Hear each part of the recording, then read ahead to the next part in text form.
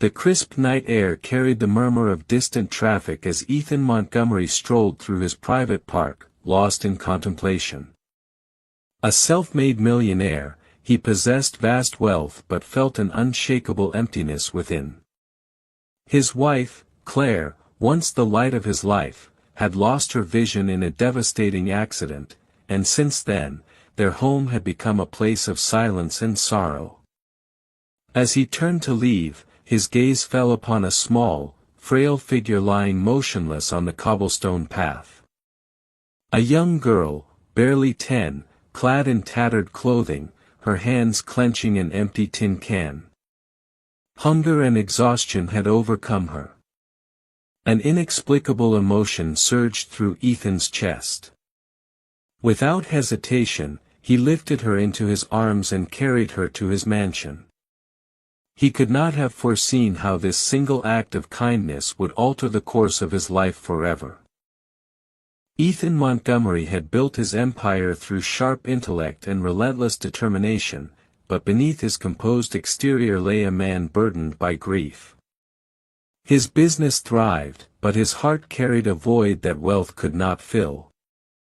Claire, once a passionate painter whose art had graced galleries, had become a shadow of herself after losing her sight.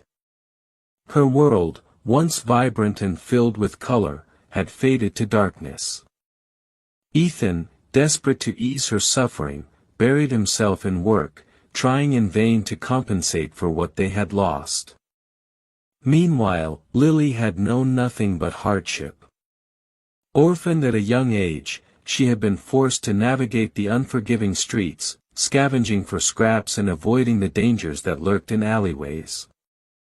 She had slept in abandoned buildings, endured the cold without so much as a blanket, and learned to mistrust those who claimed to help. When Ethan found her collapsed in his park, she had endured days without food, her frail body succumbing to exhaustion. The streets had made her tough, but beneath her ragged exterior was a child who had never known real kindness. Upon arriving at the mansion, Ethan ensured that Lily received proper care. His staff prepared a warm meal, ran a bath, and dressed her in clean clothes. She lay in a soft bed that night, unable to recall the last time she had felt warmth or safety. And yet, she remained alert, her instincts warning her that this kindness could be temporary. People had failed her before, and she expected no different now. Claire, though initially hesitant, could sense the girl's trepidation.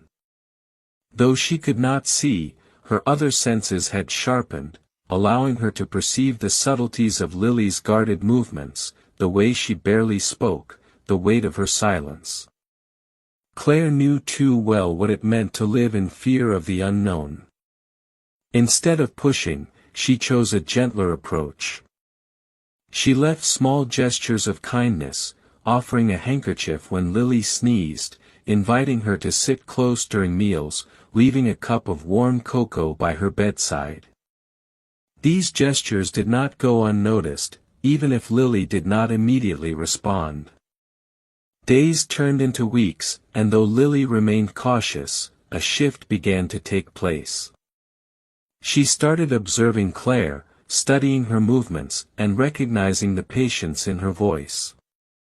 Slowly, she responded, first with small nods, then hesitant words, until finally, she allowed herself to trust. Ethan, witnessing the gradual change, felt a spark of hope flicker within him. Perhaps, just perhaps, this broken home could become whole again. Lily awoke in an unfamiliar room, overwhelmed by the luxury surrounding her. The soft bed beneath her, the scent of freshly laundered sheets, and the distant hum of classical music filtering through the walls were all foreign to her senses. Panic gripped her momentarily, but before she could act, the soothing voice of Mrs. Hale, the Montgomery's housekeeper, reassured her. She was not in danger here, quite the opposite. Ethan had resolved to shelter her temporarily, ensuring she regained her strength and health. He instructed the staff to attend to her needs, providing her with nourishing meals and comfortable clothes. At first, Lily remained distant, a silent observer in the vast, opulent mansion. She ate quietly at the grand dining table, barely speaking a word, her wariness evident. Yet, as days passed, the relentless kindness she encountered began to chip away at her defenses. She started responding with small gestures, a hesitant nod, a quiet "thank you," an uncertain glance that lingered just a little longer than before. Claire, though unable to see, became deeply attuned to Lily's presence. The child's quiet movements, the way she hesitated before speaking, the slight tremor in her breath, it all reminded Claire of her own struggles after losing her sight. Slowly, she sought to bridge the gap between them. She engaged Lily in conversation, asking her to describe the colors of the sunrise, the patterns of the flowers in the garden, the way the sky changed as the day wore on. At first, Lily answered in simple, short phrases, unsure of her words. But as time passed, she began to relish the opportunity to paint a world with language, shaping it into something vivid and tangible. The mansion, once filled with an eerie stillness, now echoed with quiet laughter, whispered stories, and shared discoveries. Claire, who had long isolated herself, found herself anticipating each morning's conversation with Lily. She asked the girl to read to her, to recount the way the wind rustled the trees and the leaves danced in the autumn air. With each passing day, Lily's descriptions grew more detailed, her voice more confident. And in return, Claire taught her things she had never known: how to appreciate music beyond just the sound, how to find beauty in things unseen, how to embrace life beyond mere survival. One afternoon, Claire played the piano for Lily, her fingers moving gracefully over the keys, filling the room with a melody that seemed to breathe life into the space around them. Lily sat in awe, watching her, the music resonating deep within her. Inspired, she began humming along, then quietly singing, her voice trembling at first but gaining strength with each note. The music connected them in a way neither had anticipated, forging an unspoken bond between them. One evening, Lily crafted something extraordinary, a tactile painting made of textured materials, designed for Claire to perceive through touch. She had spent days gathering fabrics, cutting and shaping them meticulously, layering them with purpose. When the moment came, Claire's fingers traced the outlines of the carefully assembled sunrise, her breath hitching as she absorbed every detail. Emotion overwhelmed her. Tears streamed down her face as she clutched the girl close, her heart swelling with gratitude. For the first time in years, Ethan saw his wife experience genuine joy, a joy he had feared she might never feel again. And for the first time, Lily felt like she belonged somewhere, not as a burden, not as an outsider, but as a cherished part of something greater. Just as the mansion brimmed with newfound warmth, darkness loomed. One evening, while Ethan was at work, an unfamiliar man arrived at the estate's gates. Disheveled and menacing, he claimed to be Lily's uncle, demanding her return. Sensing malice, Mrs. Hale refused him entry. The truth soon emerged: the man was no relative but a ruthless figure who exploited homeless children for profit.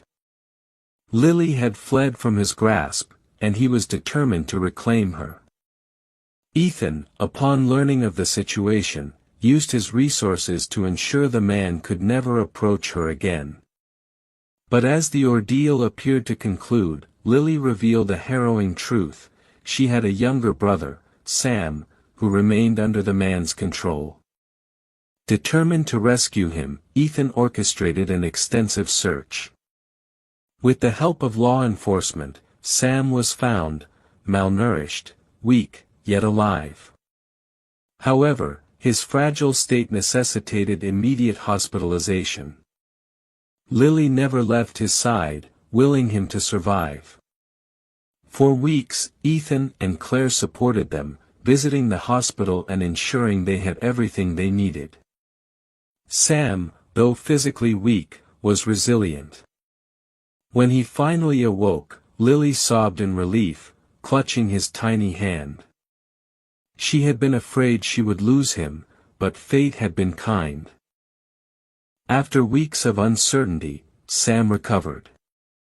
For the first time in years, Lily felt safe. Ethan and Claire, unable to bear the thought of the siblings returning to the streets, made an unexpected decision: they adopted them. Claire, once adrift in sorrow, discovered new purpose as a mother.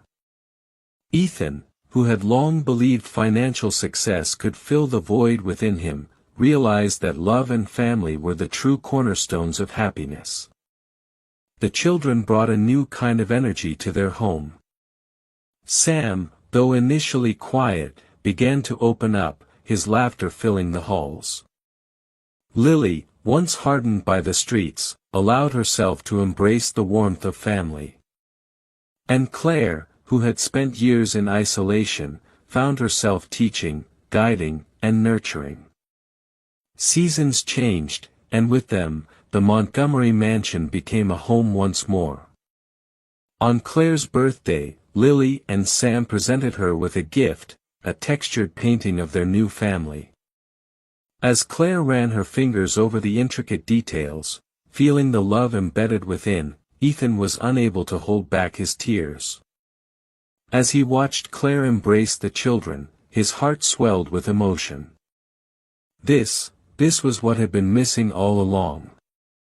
The fortune he had built, the luxury he had surrounded himself with, none of it had filled the void in his heart. But this family, this imperfect, beautiful family, had given him something priceless. Sometimes, the most profound miracles arise from the simplest acts of kindness. For Ethan, Claire, Lily, and Sam, fate had granted them a second chance at happiness.